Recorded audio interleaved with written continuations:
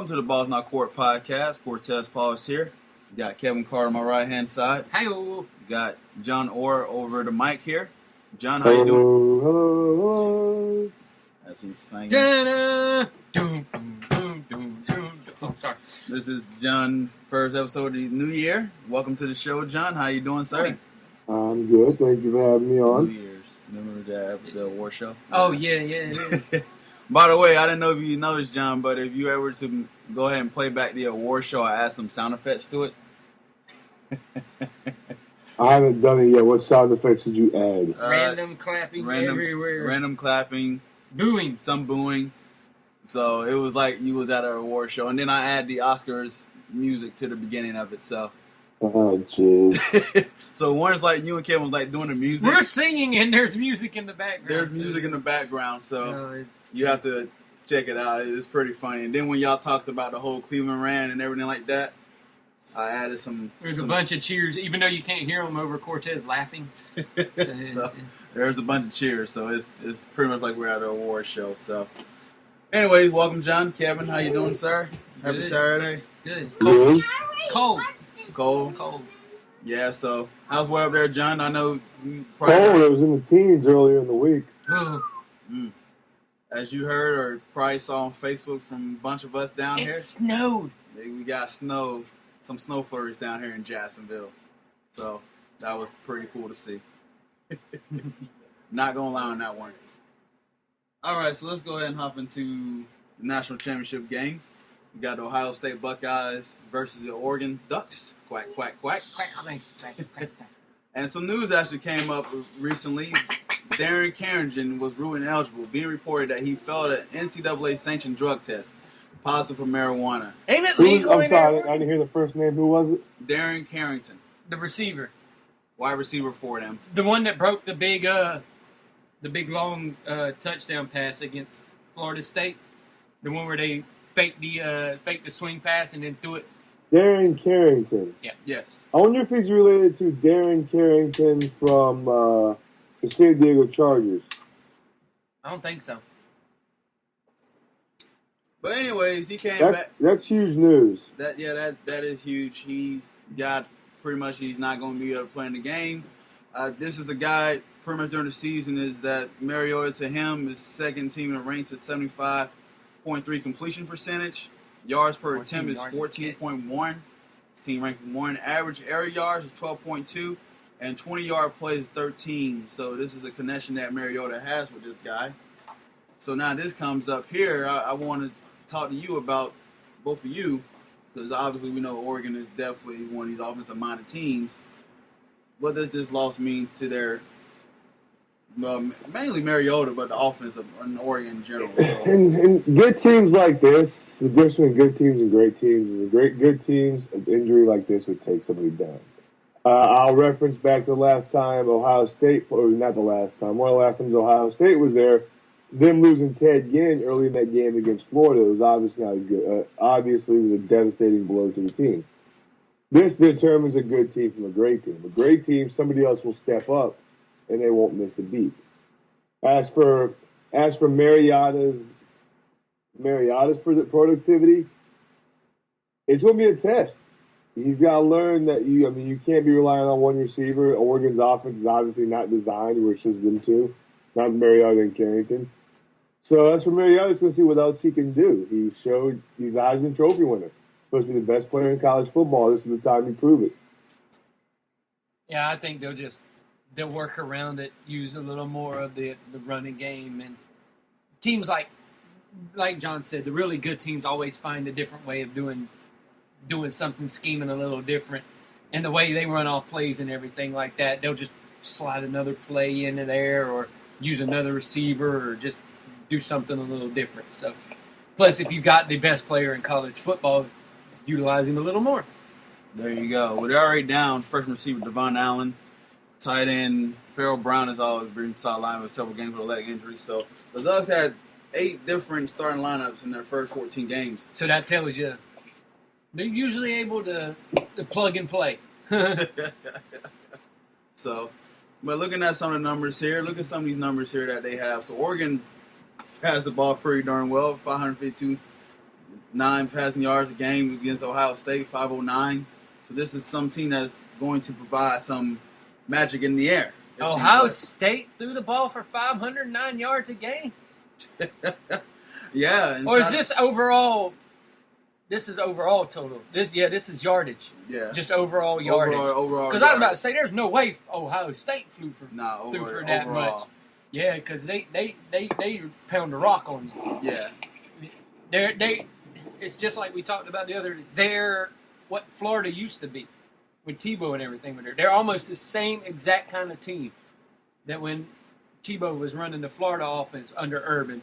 It's almost, you can watch video of that and turn on and watch video of Ohio State, and it's almost the same exact thing. And they put up about the same amount of points. Yeah. So this could be a very high scoring affair. Mm-hmm. It could be a very high scoring game. I think it will be too. I think this will come down to, and it's what everybody always says: somebody making a mistake. Whoever makes the first mistake is going to lose the game. If you make that first mistake and the other team gets up by 1 or 2 touchdowns, as we already would see with Oregon, once they get you down, they keep you down. They'll keep pounding and they'll keep going and they'll keep going. There's no sliding and slowing down with Oregon. It just depends on who makes that mistake. It really comes down, like you said, it really comes down to production, productivity.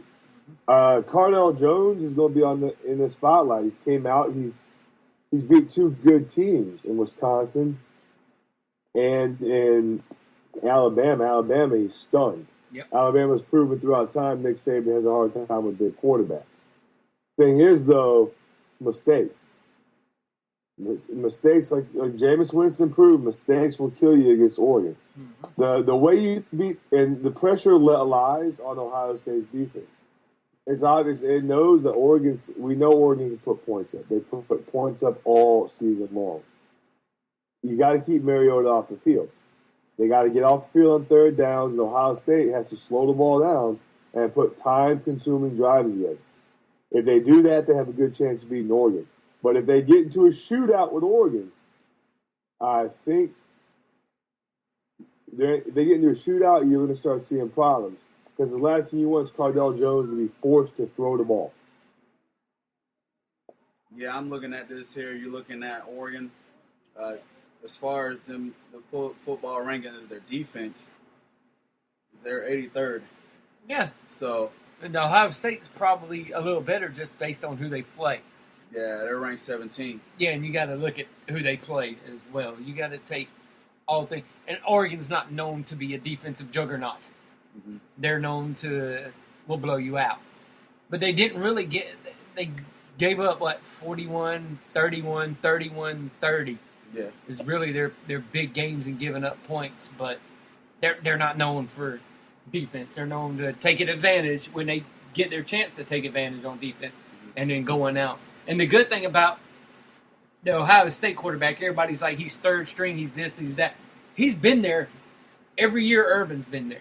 He's been there the whole time. He's learned the system in off-season and programs. He's been in there to watch, study, take part in, do all the systems. So, and it's not like it's a complicated, like we talked about the other day, it's not a complicated system to kind of adapt to. And he's been around every year. Urban's been there. So, yes, he was third on the depth chart, but he already knows everything that's going on at that school. And he already knew everything that was going on in that offense. So him coming in and doing that shouldn't really be a surprise to everybody. It should be a surprise that knowing his game plan for this offense when you've seen it before. That should be the surprise that's coming off to everybody. John, I was going to ask you, they're concerned even though Oregon does defense, did that raise concern for you being 83rd in the nation at all, or not really? They've been 83rd in the nation for the whole season. Yep. They've lost one game. I look for this to be a shootout. I really do. I look for this to be a high-scoring game. I know I said that Florida State and Oregon will be the first one to 50 is a win. This is going to be. Technically, it was. Now, I'm not saying it's going to be a classic, but what I'm saying is, or it's not going to be a classic such as the 2006 Rose Bowl was.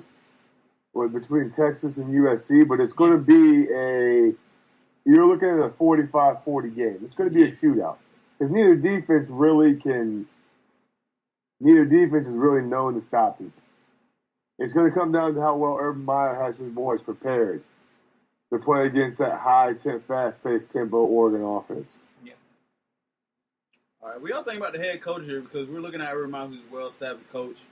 Look at his record: 141 wins, 26 losses, versus Mark Helfrich, who's 24-3. And as you see, this is his first national championship. And 3. So,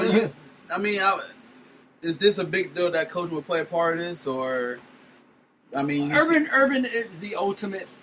It's like Tebow said when they were talking to him yesterday on TV. He's the ultimate motivator. He finds the one thing that where everybody is either down on you or something he finds the one thing to motivate you that you need to have as your motivation. And that's the one thing Urban does really, really well is he gets his kids up for the game. Like the criticism I have for Urban Meyer is he's a liar. No, that's my criticism of Urban Meyer is I see Urban Meyer like Phil Jackson. He walks into a good situation and all he has to do is get them over the hump. He's like Kevin said, he's a great motivator. Yeah. But he walked into a great situation at Florida. I mean, he really did. Yeah. He walked in. He's not a great coach. He's found out how to beat Saban, but that's all he's really done. 2 national championships. One belongs to Ron Zook. Honestly, one belongs to Ron Zook. Yeah. The other one was based on a good season, but he's not one of the elite head coaches. So I'd say the coaching is level, is even across the board. They both follow legends at the respective universities, and Chip Kelly and Jim Tressel. So if these coaches have anything to prove, it's next year. They're trying to prove that they deserve to be there. Yeah. And the Oregon coach, you talk about getting everything handed to you. They were like, "Here you go. You've already got everybody here. Here you go. Go have fun." You got to establish systems. Yeah, you already gone. Yeah, and he just kept chugging along at it. So none of y'all don't give. I mean, I know y'all say Cardell Jones has kind of been known the system, everything like that, but it's still quite impressive for a third-string quarterback. Even though, I mean, he's not playing like a third-string quarterback. Yeah, I just don't overvalue it because of the time he's been there. Yeah. I don't overvalue like he's third string. Well, he's been there for forever. He's been there the whole time he's been there. He's been there.